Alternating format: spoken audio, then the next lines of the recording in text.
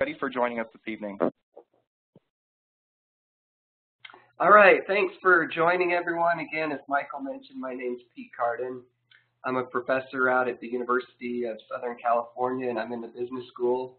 And the first thing I want to mention is the main thing that we feel we do in the business school is help provide opportunities for our students. So that's the number one goal. And tonight we're going to talk really quickly about using social media, and I'm going to focus on LinkedIn in particular, about how you can really open up a lot of opportunities for yourselves. So as Michael mentioned, I'm going to kind of run through the presentation fairly quickly. I think I'll aim for about 15 to 20 minutes for a few thoughts about online networking, and then we'll open it up for Q&A. Ideally, we'll make this a nice interactive experience for each of you. So I'm going to move to this first slide. Hopefully all of you can see the screens. When people think of social media, they think of many things. I think they think of Facebook, Twitter, Instagram, and Pinterest, among many other social media sites first and foremost.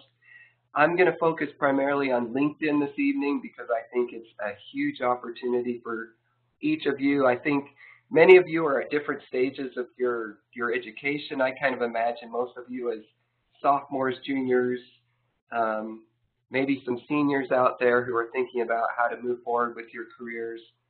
I will say this is the best time ever to be alive if you're thinking about networking. The online space extends your opportunities by so much as far as professional opportunities.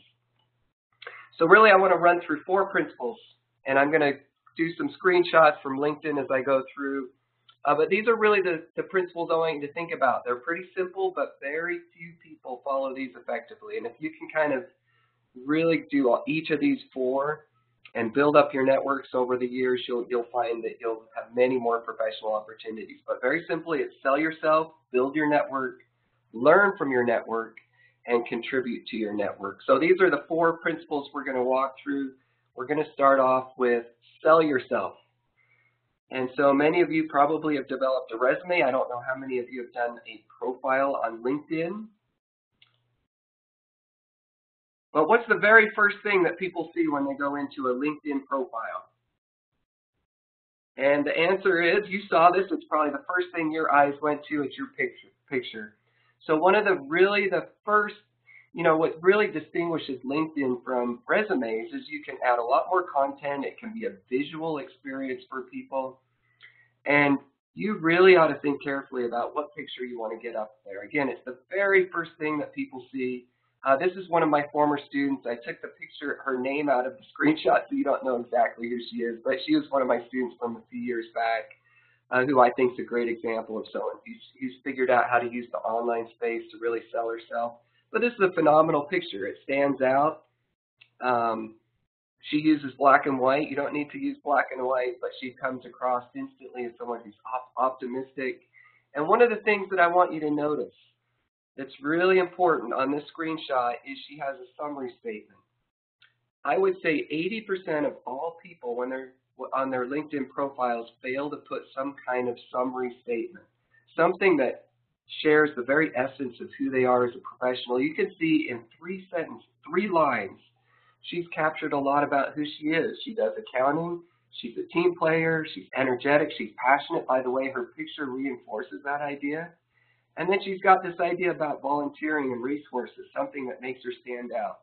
So again, with a resume, very few people can kind of have something that's unique about themselves, a hobby that's kind of inserted in that summary statement.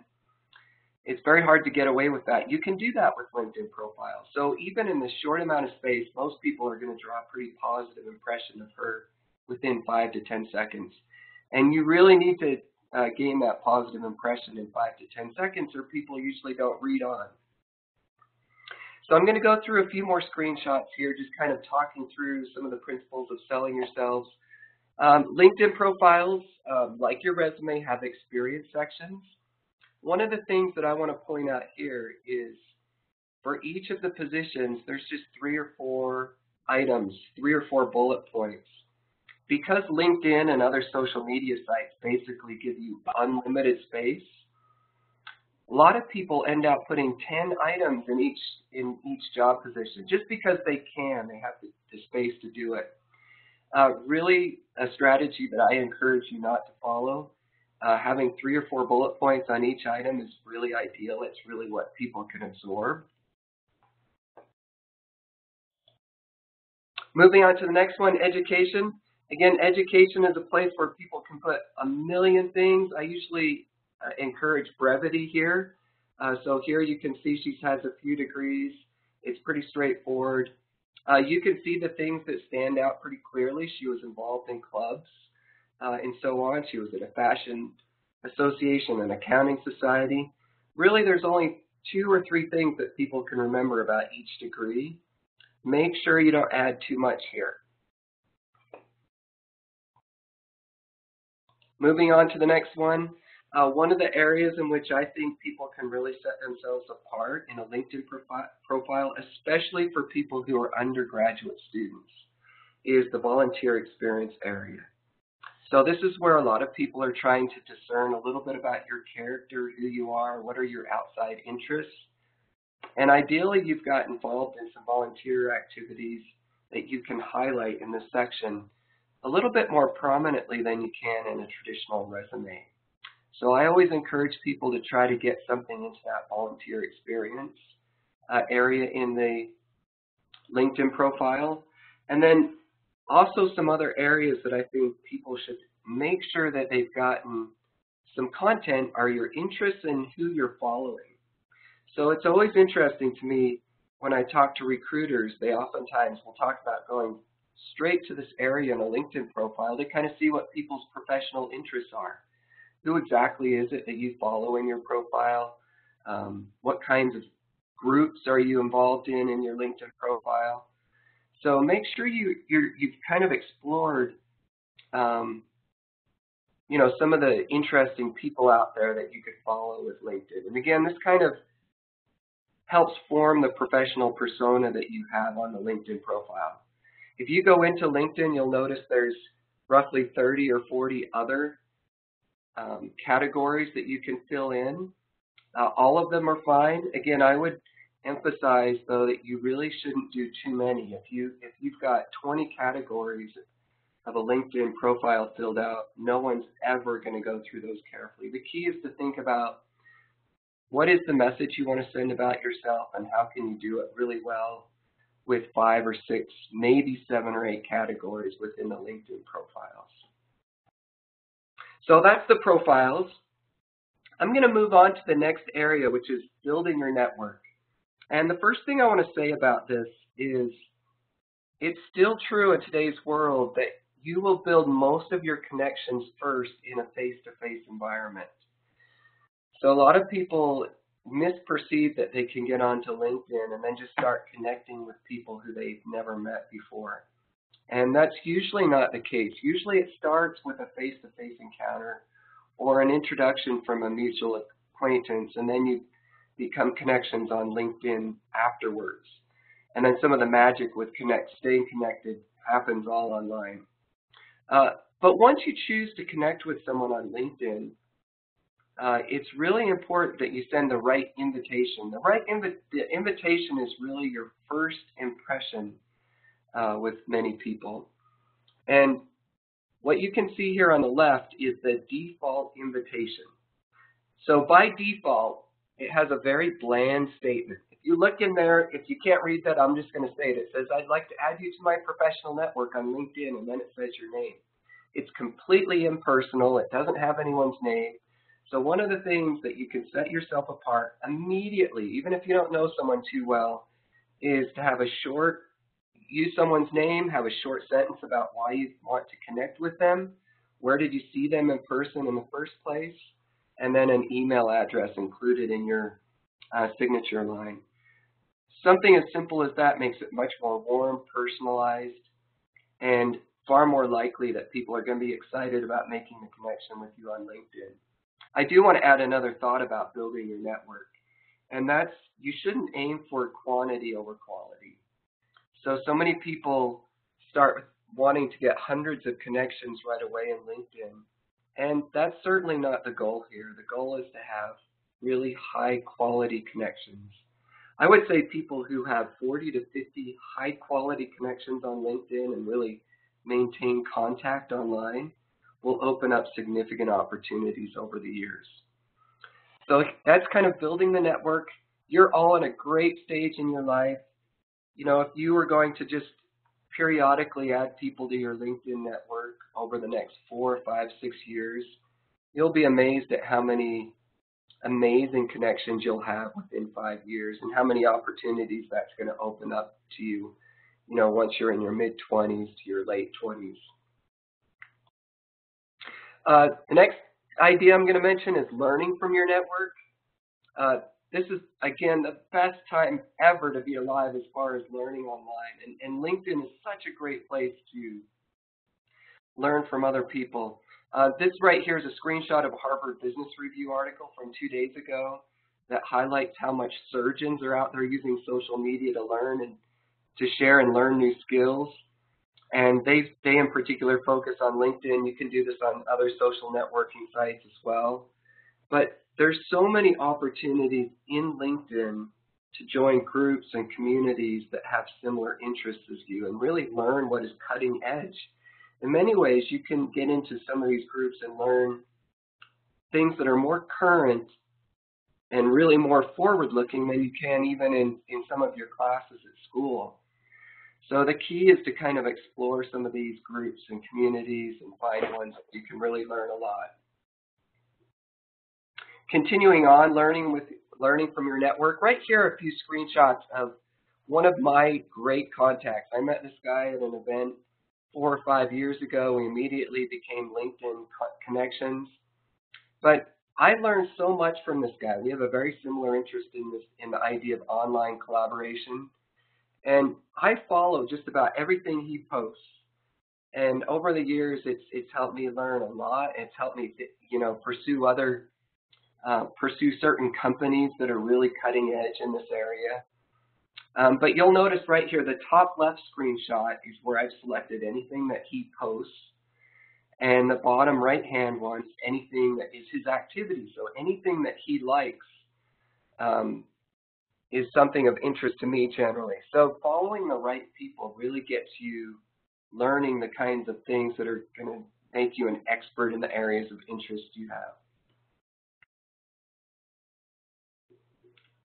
So moving to the next slide.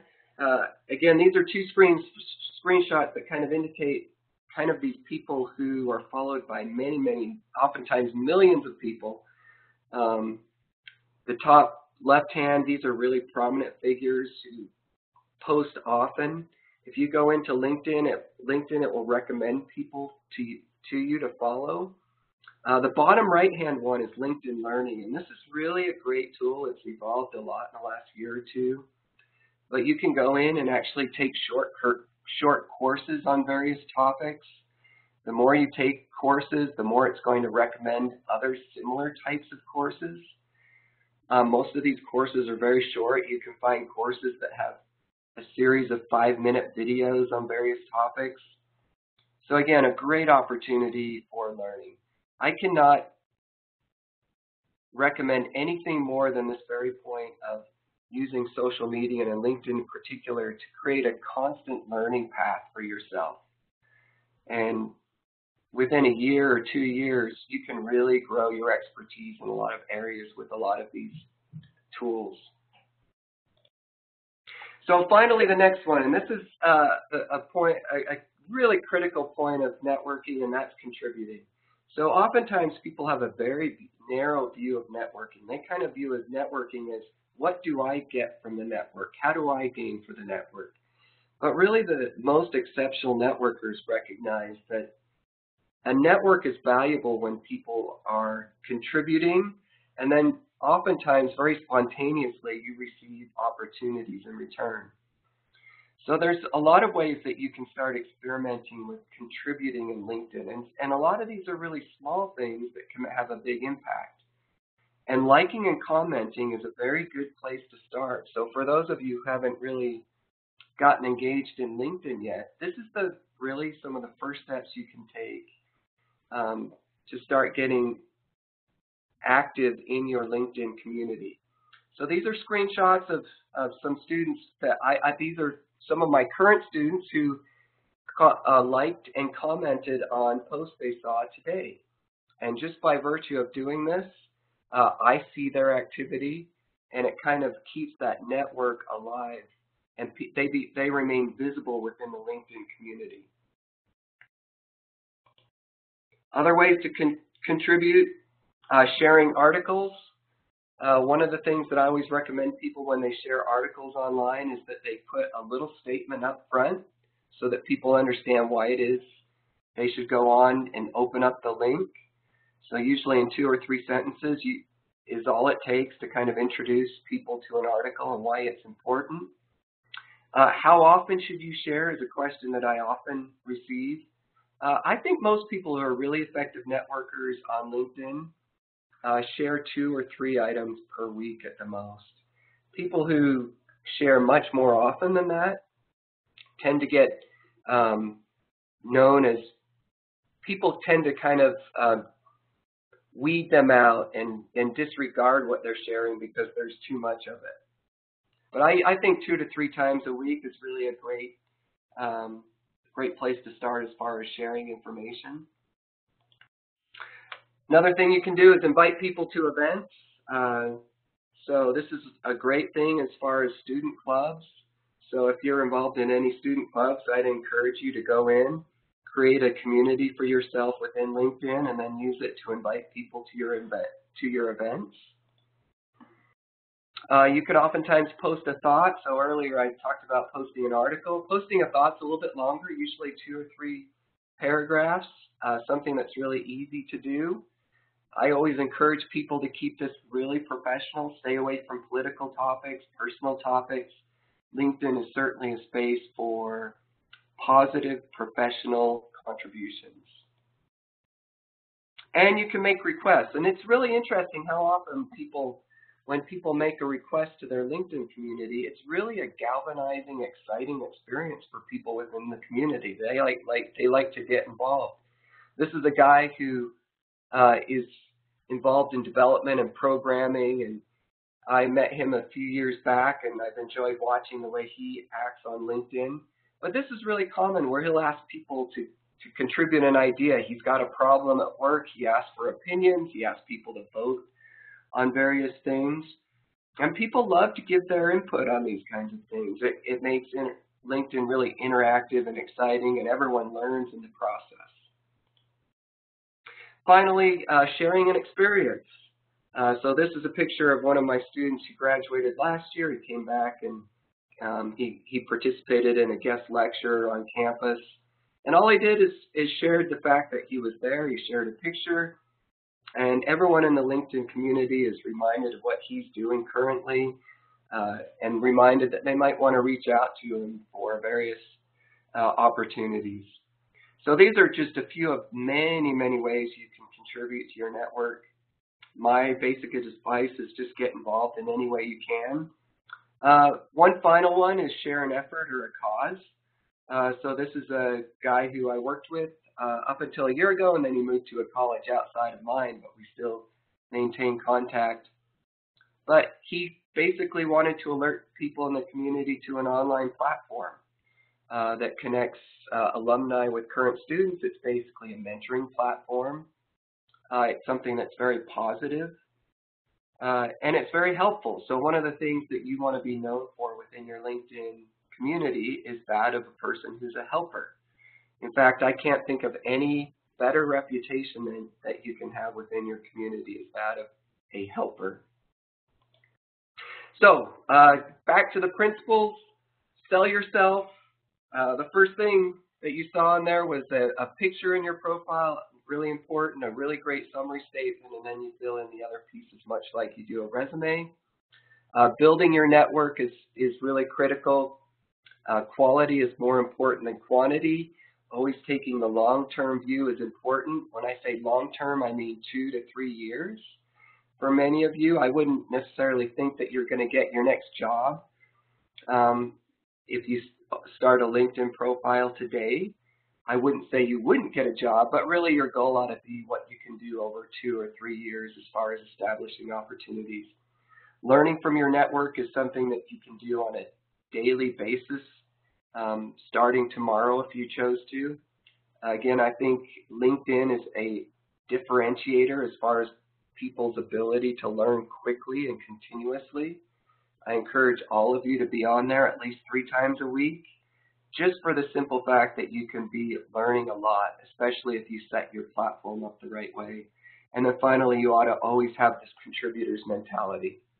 The reputation of someone who is an information hub, the reputation of someone who is a helper will open up opportunities continuously over your career if you gain that reputation.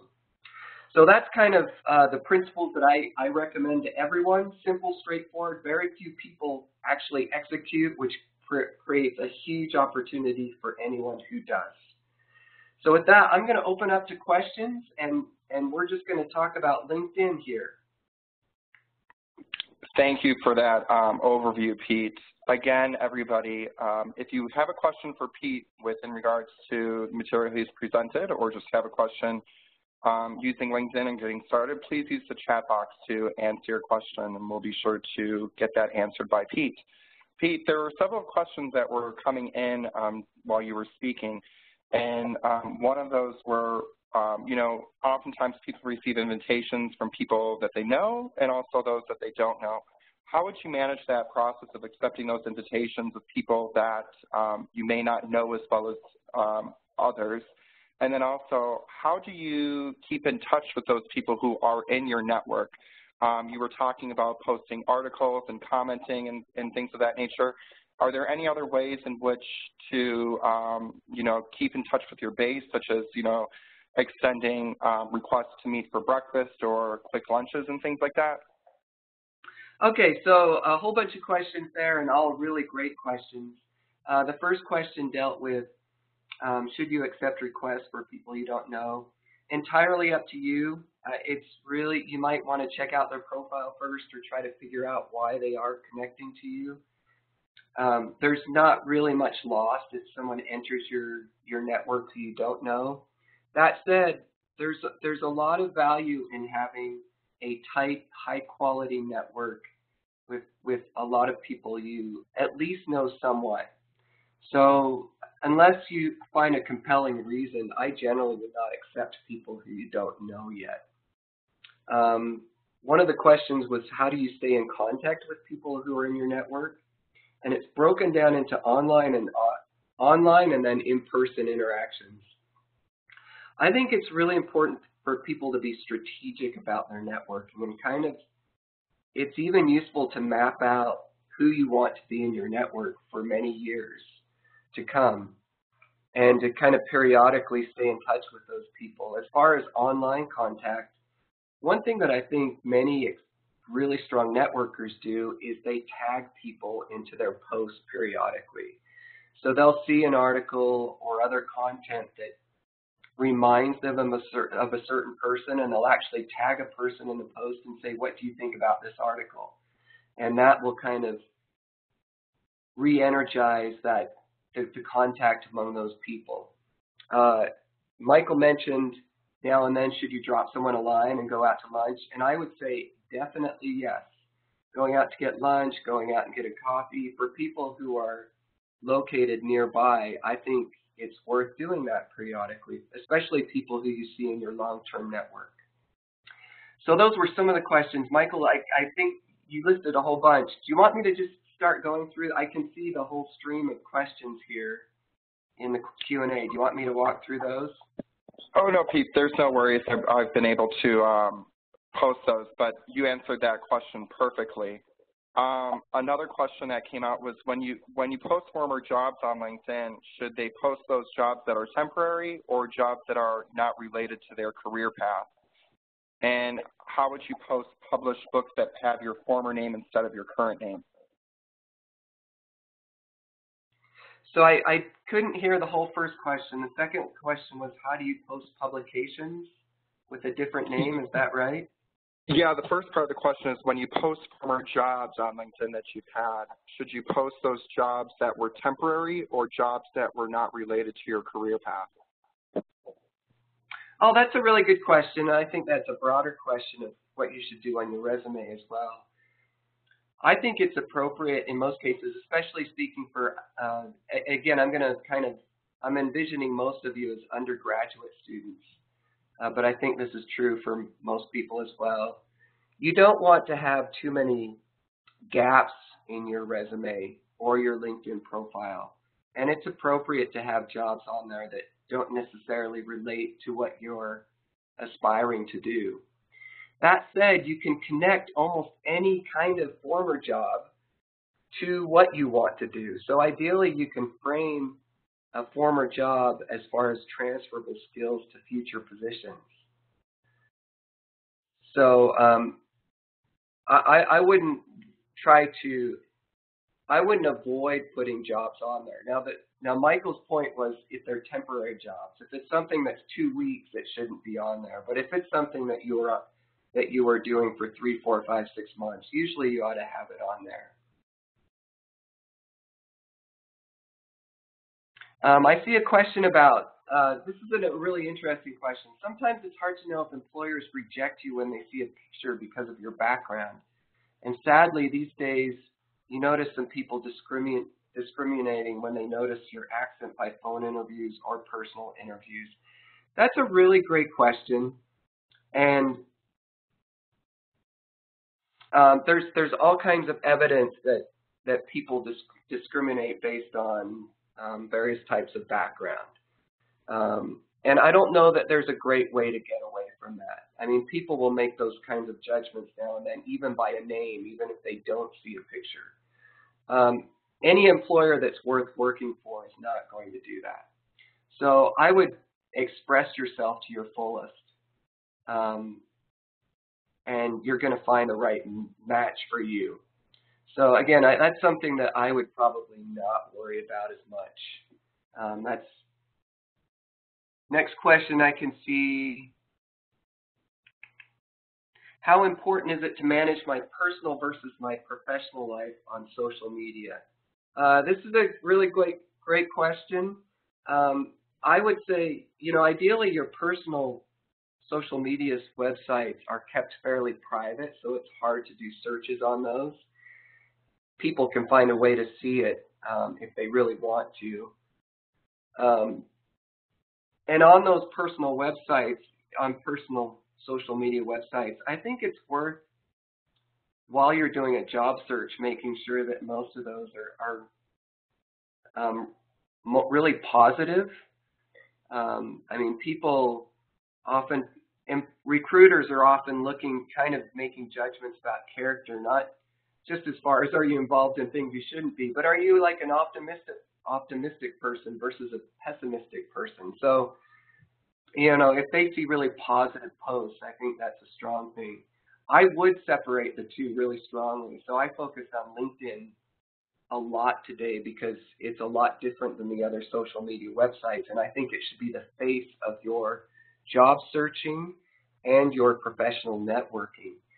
And people very seldom put personal information on their LinkedIn profiles. So I think it's worth keeping those quite separate. There's a question, can you post or take polls on LinkedIn? Would you recommend poll taking? You can post polls and you can take polls. And I think that's a great way to engage people. So I think this is a great question from Crystal. And it's something you should explore doing. As far as doing polls, you want to do polls that are non-controversial. So earlier when we were talking, I recommended people stay away from political topics. In a very similar vein, I would recommend that people stay away from controversial topics on LinkedIn. LinkedIn is really not a space where people do things that are too risky. That said, you can do really risk-free, exciting, engaging polls on LinkedIn. Antonio says, I'm an international student getting my MBA, but I don't have any volunteer experience. So do you think it would be a disadvantage? No, I don't think it's a disadvantage at all.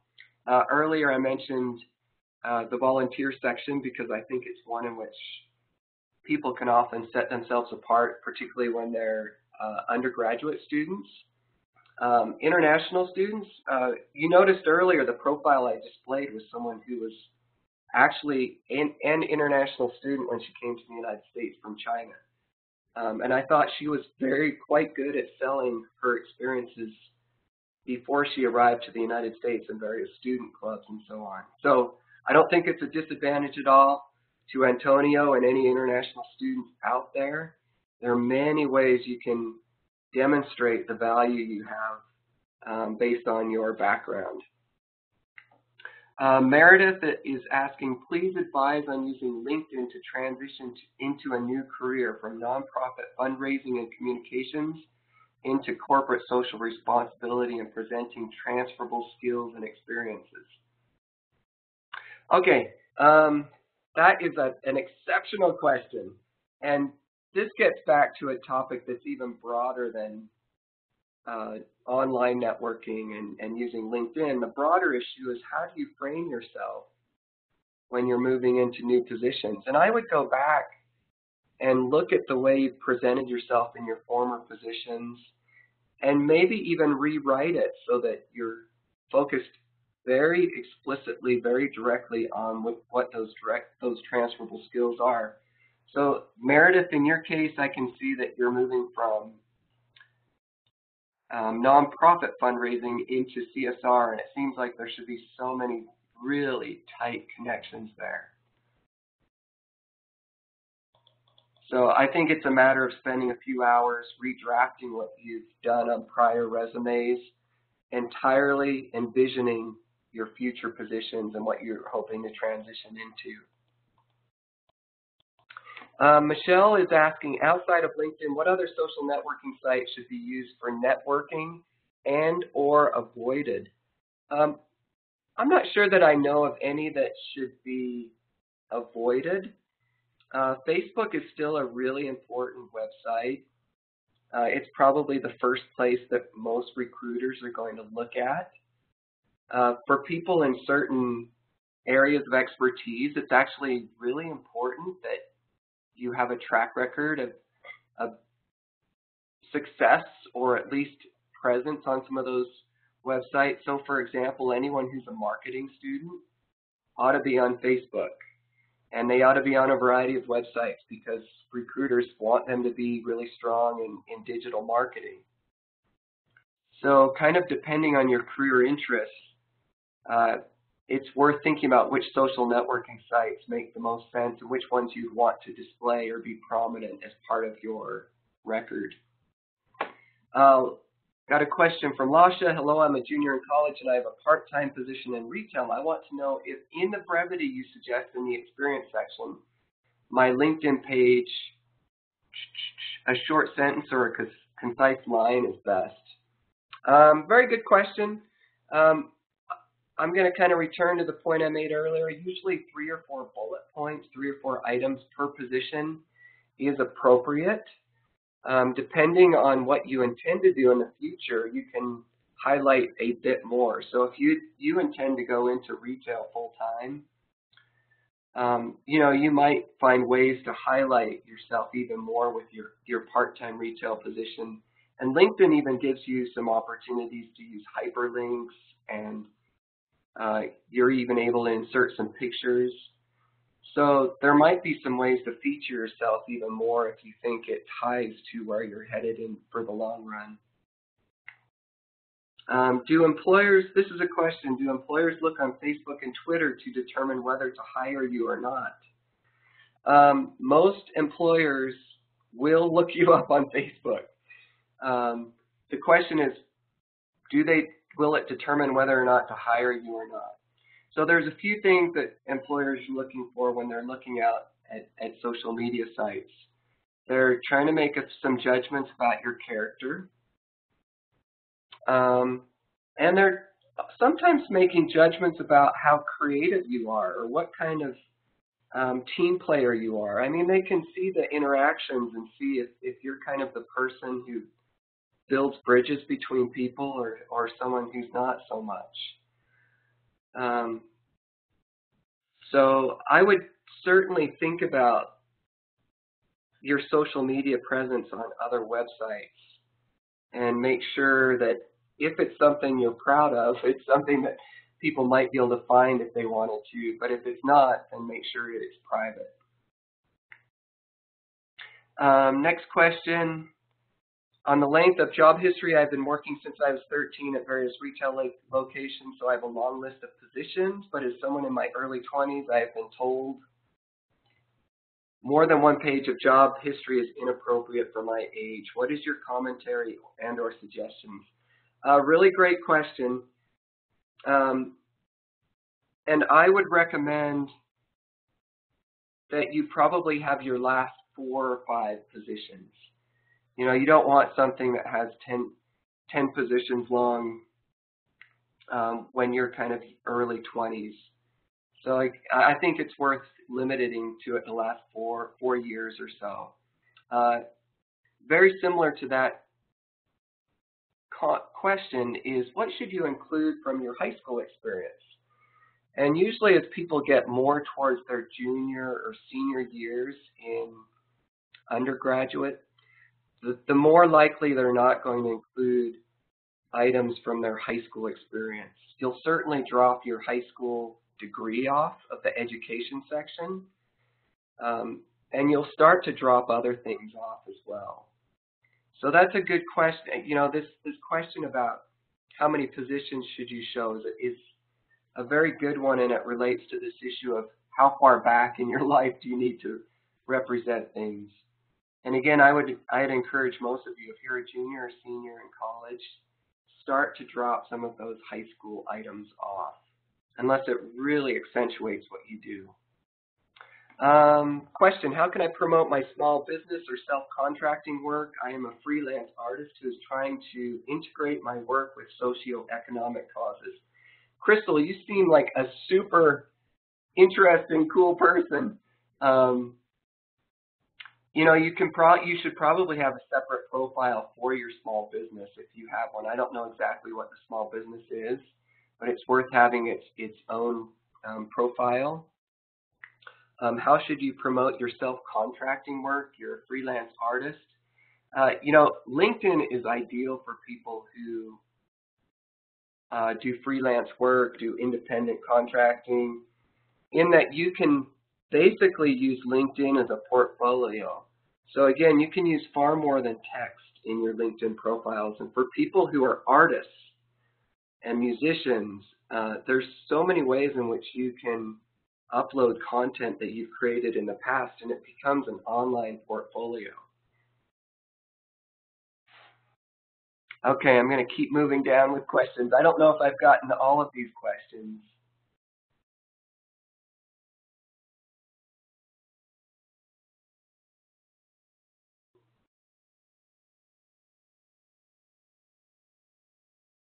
I think I've responded to pretty much all of the questions I can see.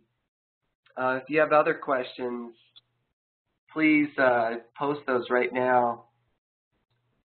I do just want to encourage everyone really strongly. If you're not really engaged in LinkedIn right now, I would, try to get on there. Think carefully about what is the professional persona that you want to project on there. Find ways to get active immediately, even if it's the small things like liking things. Okay, Widler Pierre, the question is, should I be careful about sharing my views when it comes to politics and other issues?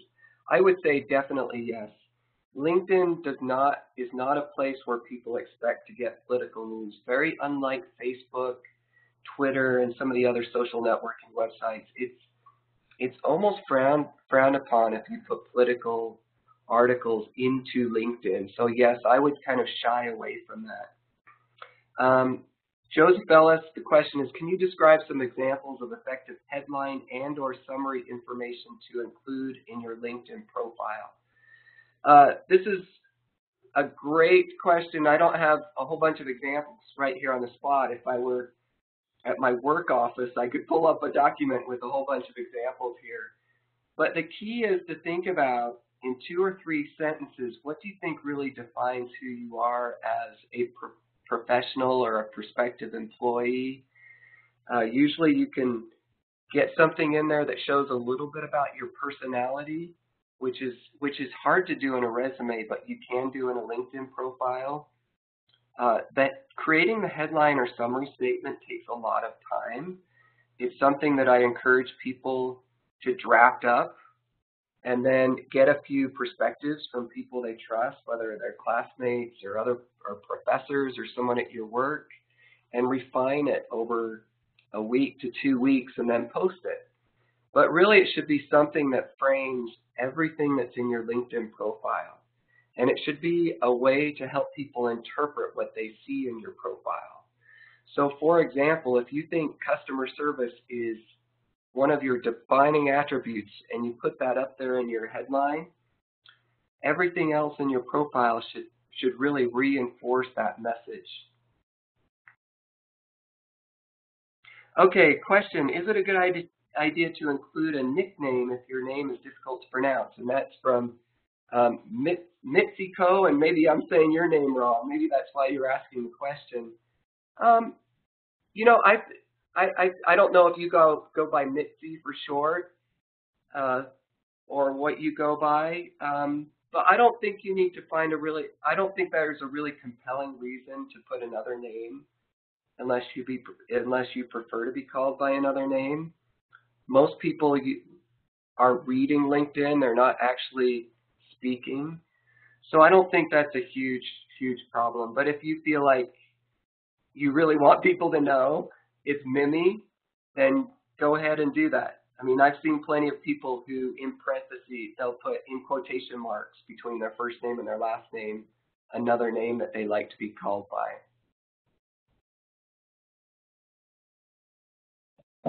Pete, I think that's a great stop with questions. Are there any other questions that you're seeing, Pete, on your end? I don't see any other questions. I would just really encourage everyone to go for it. And really the 4 principles here: sell yourself, build your network, learn from your network, contribute to your network. Think about all of this as far as the long run. And I'm going to say the long run for all of you is 2 to 3 years. If you're consistent about using LinkedIn, you're going to build up a really great network. Another question to do with the languages you speak, and I can speak fluently, and those that I cannot. I think it's worth doing if it differentiates you. So for example, I speak basic Chinese. It's not perfect. It's not, I actually have it written as limited working proficiency, but it's something that oftentimes sets myself apart from people. They recognize that I have interest in Chinese culture. So I actually think listing languages is just fine.